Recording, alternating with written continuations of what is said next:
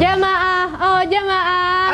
Alhamdulillah. Masya Allah jamaah, banyak banget di pertanyaan yang udah masuk ke akun sosial media Islam itu Indah. Makanya kita langsung masuk aja yuk ke segmen Tanya Dong Ustadz. Kami semua tanya dong Ustadz. Masya Allah, langsung kita ke pertanyaan yang pertama dari Instagram @hamba_Allah.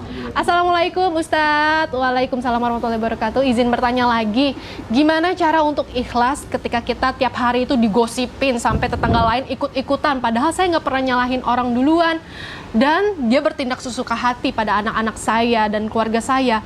Selama ini saya berusaha diam, tapi lama-lama saya risih dan kadang suka terpancing ingin marah ke orang tersebut. Afwan, jangan disebut nama saya. Terima kasih. Masya Allah, itu tetangga ya, tetangga. Masa gitu, Masya.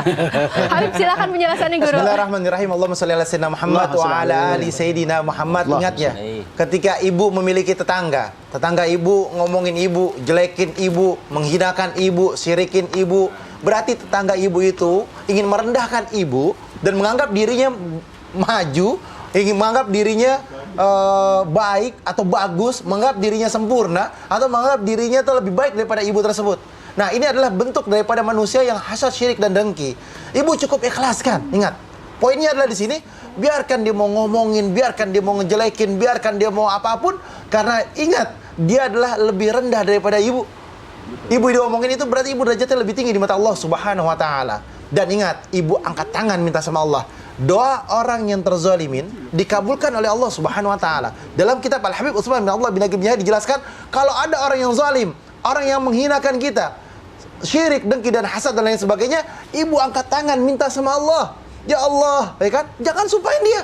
Jangan, biarin. Itu urusan dia sama Allah. Biar Allah yang ngasih hukuman.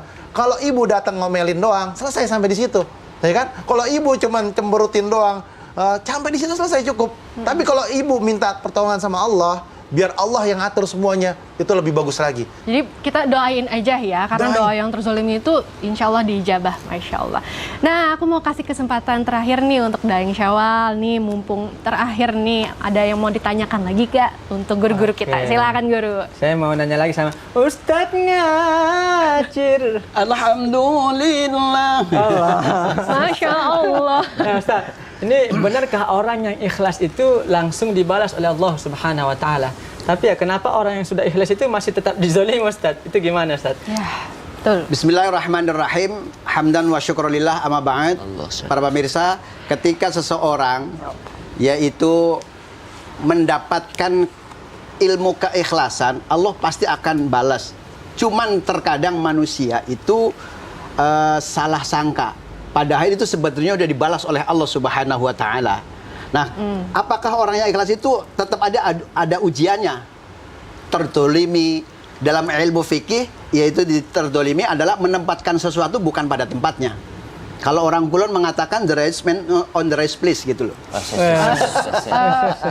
Kalau dalam ilmu fikihnya wa syai'in ala syai', menempatkan sesuatu mestinya harus pada tempatnya. Kalau bukan pada tempatnya, itulah adalah orang zalim.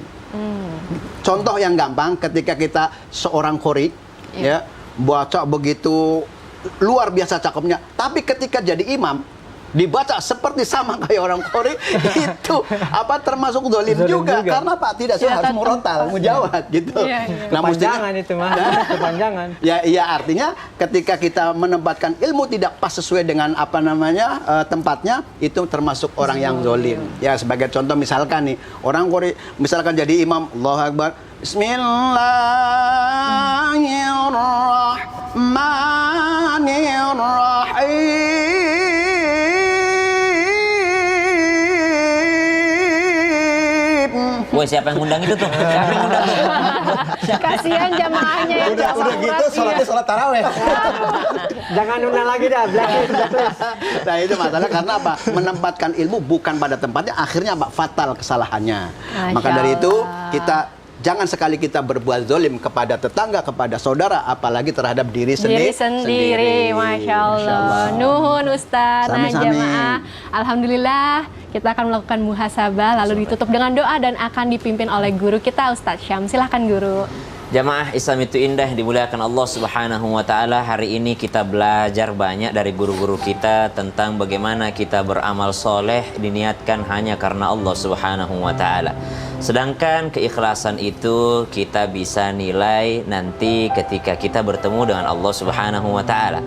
Apakah pahala sholat kita akan diberikan kepada tangan kanan ini, atau malah digulung sama Allah pahala sholat itu lalu dilemparkan, atau malah Allah akan bertanya kepada kita ketika kita bertanya kepada Allah, ya Allah, mana pahala sholatku? Kata Allah, emang kamu sholat untukku? Kau sholat untuk orang itu, maka carilah pahalamu pada orang tersebut. Subhanallah.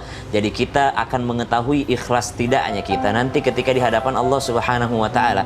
Makanya Nabi SAW mengingatkan, ahabbul a'mali ilallahi adawamuha wa in qalla. Amal yang dicintai oleh Allah Subhanahu wa taala adalah amalan yang meskipun sedikit tapi istiqamah. Kenapa istiqamah? Karena keikhlasan juga butuh dilatih. Semakin orang itu istiqamah dalam beramal, maka keikhlasan itu juga akan datang dengan sendirinya ke dalam hatinya. Semakin dia berusaha untuk beramal setiap hari, maka semakin hari dia tidak akan lagi peduli dengan komentar orang lain.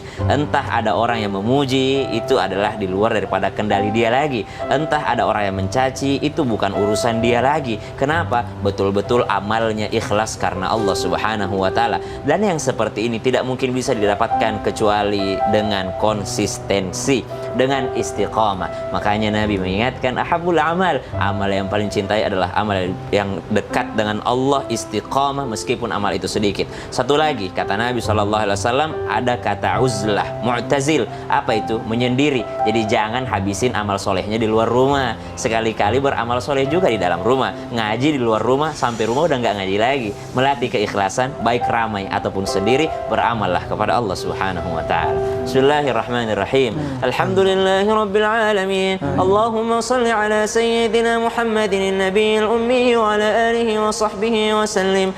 Rabbana taqabbal minna innaka antas samiul alim wa tub alaina ya maulana innaka antat tawwabur rahim. Allahumma taqabbal minna salatana, ya Allah, terimalah salat kami meskipun kami belum ikhlas di dalamnya. Taqabbal minna ruku'ana wa sujudana wa qiyamana, terima ruku' sujud berdiri kami ya Allah. Bantu kami ikhlas dalam beramal kami ya Allah. Terima sedekah kami ya Allah. Wa tub alaina wa tammim taqsirana ya arhamar rahimin. Sempurnakan kekurangan amal kami ya Allah ya arhamar rahimin. Rabbana آتنا في الدنيا حسنة وفي الآخرة حسنة وقنا عذاب النار. وصلى الله على سيدنا محمد والحمد لله رب العالمين. Alhamdulillah, terima kasih guru. Masya Allah jamaah, ikhlas mata-mata karena Allah bukan orang lain. Ikhlas itu kuncinya lakukan dan lupakan, karena ikhlas itu murni. Masya Allah. Terima kasih banyak jamaah karena sudah menonton Islam itu Indah. Terima kasih banyak guru-guru atas ilmunya hari ini. Terima kasih dan syawal. Dan jamaah, makan buah beri sambil lari-lari. Saya Betari mohon pamit undur diri. Wabillahi taufiq wal hidayah. Wassalamualaikum warahmatullahi wabarakatuh. Waalaikumsalam warahmatullahi wabarakatuh.